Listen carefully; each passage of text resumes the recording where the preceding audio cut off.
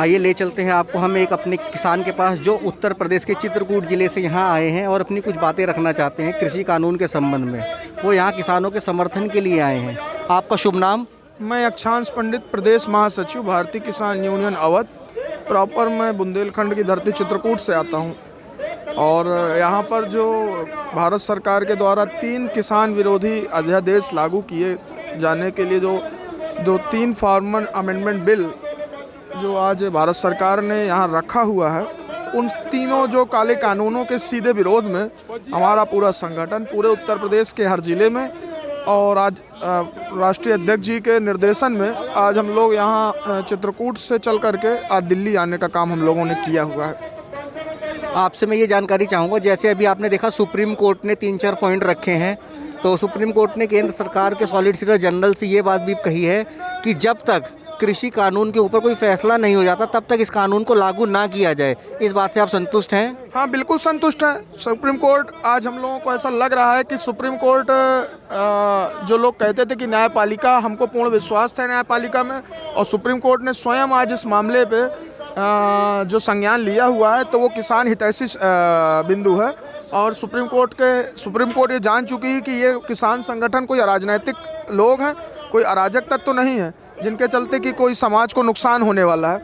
ये वही संगठन है जिसने आज से 50 साल से लगातार किसानों के हितों में आवाज़ें उठाई हैं और लगातार जो आज एमएसपी की बात कर रहे हैं, स्वामीनाथन रिपोर्ट की बात कर रहे हैं, ये किसान संगठनों की ही देन है जो लगातार बात करते करते आज सरकारों ने एमएसपी लागू करने का कार्य किया है। लेकिन जो इनमें खामियां और कमियां हैं, इनको प्रॉपर तरीके से संशोधित करके, परिवर्तन करके, चेंज करके उसको फिर स्वतः लागू करें। हम उस लागू करने के लिए कहीं मना नहीं करते। सुप्रीम कोर्ट का एक पॉइंट ये भी है कि अपने अधिकारों के लिए किसी दूसरों के अधिकारों का हनन करना ये बहुत ही अच्छी चीज़ नहीं है।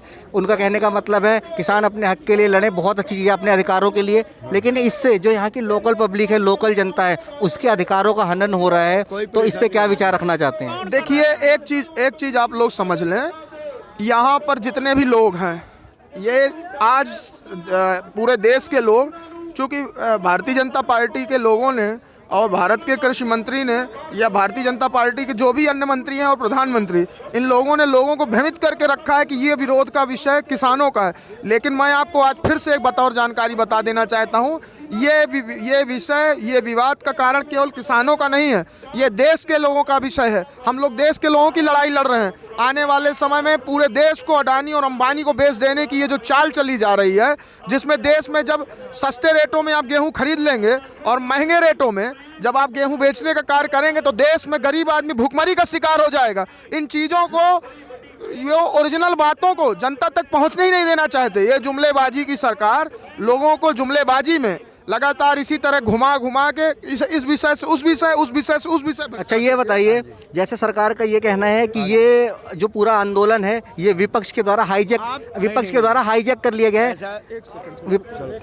ये पूरा आंदोलन है विपक्ष के द्वारा हाईजैक कर लिया गया है और उनका कहने का उद्देश्य साफ है कि जब ये कृषि कानून लागू हुआ था तो पंजाब सरकार, दिल्ली सरकार, हरियाणा सरकार, तीनों जगह अलग पार्टियों की सरकार है, तीनों ने नोटिफिकेशन जारी किया कि ये कानून बहुत अच्छा है और ये लागू कर दिया तीनों सरकारों ने। और अब उनका क्या कहना है, परसों दिल्ली विधानसभा में कानून फाड़ा गया, अब पंजाब में वही। अब जब किसानों का आंदोलन भव्य हो गया है, सारी विपक्षी पार्टियां आने को तैयार है, तो उनका कहना भी एक तरीके से लगता है कि हो सकता है जायज़ हो। इस पर क्या कहना चाहते हैं? मैं आपको फिर बता देना चाहता हूं, चूंकि मैं उत्तर प्रदेश से प्रॉपर बिलोंग करता हूं। उत्तर प्रदेश में समाजवादी पार्टी ने कृषि बिलों का भरपूर विरोध किया।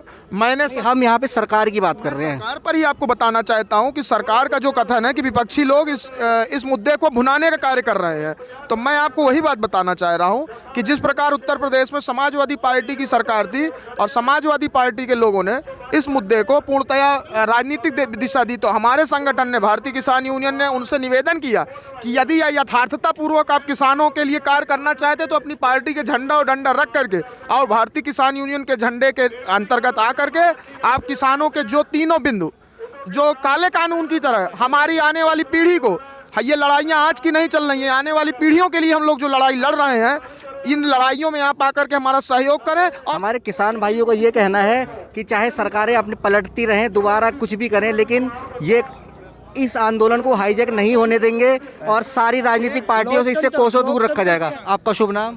मेरा नाम जी रमेश छिक्कारा, गांव जुआ, जिला सोनीपत, हरियाणा से जी।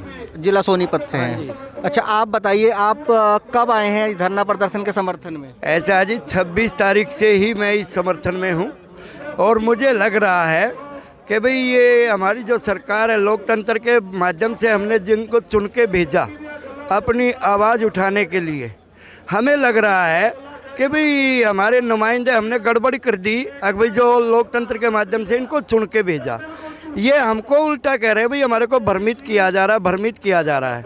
अरे भाई जागरूक इंसान हो, आप ये समझो ये रोटी का मसला है, अगर रोटी नहीं बचेगी तो देश नहीं बचता है। तो भाई आप भ्रमित ना हो, पूरी सरकार भ्रमित ना हो, ठीक है जी। और पूरी सरकार भ्रमित होने का कारण क्या है मैं बता रहा हूँ। भाई ये बिजनेस करना एक राइट है, हम बिजनेस के खिलाफ नहीं है। ये कह रहे जी कि भाई एमएसपी केवल भाई हमारे 2 राज्यों में और एक उत्तर प्रदेश में कुछ हिस्से में लागू थी। पूरे देश के किसान को तो बेचारे को वंचित रखा गया इन सरकारों के द्वारा एमएसपी के। भाई पहली तो बात, पूरे देश के एक एक किसान का मौलिक अधिकार बनता है भाई एमएसपी उसको लीगलाइज किया जाए कानूनी तरीके से। ये देश के अन्नदाता हैं और भारत जैसे बड़े देश में, एक कृषि प्रधान देश में सबसे पहला हक किसानों का होता है। ये लोग अपने हक के लिए यहाँ बैठे हैं और इनको यही उम्मीद है कि जल्द से जल्द इनके हक में फैसला आए और ये सब भी अपने घर, अपने बच्चों के पास, अपने परिवार के पास जा सकें।